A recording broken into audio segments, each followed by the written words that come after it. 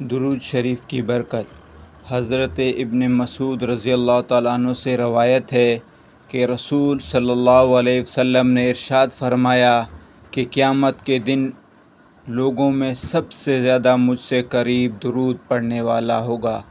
اس سے زیادہ کیا نعمت و مثال محبت ہوگی، بے مثال اعزاز انعام و اکرام جس کو نہ کان نے سنا ہوگا اور نہ آنکھ نے دیکھا ہوگا۔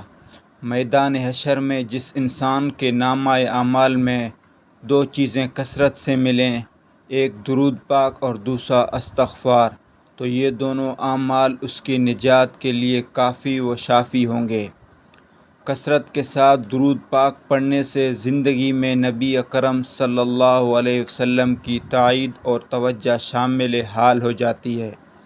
اس لیے درود پاک پڑھنے والے کا ہر کام آسانی کے ساتھ ہوتا چلا جاتا ہے اور زندگی کے تمام راستے صاف و روشن اور ہموار ہوتے چلے جاتے ہیں۔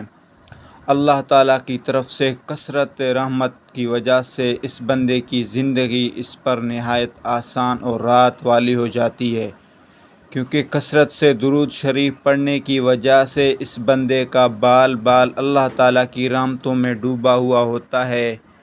اس وجہ سے بزرگوں کا قول ہے کہ درود پاک پابندی سے پڑھنے والا بھیانک زندگی سے نکل کر روحانیت والی زندگی میں داخل ہو جاتا ہے۔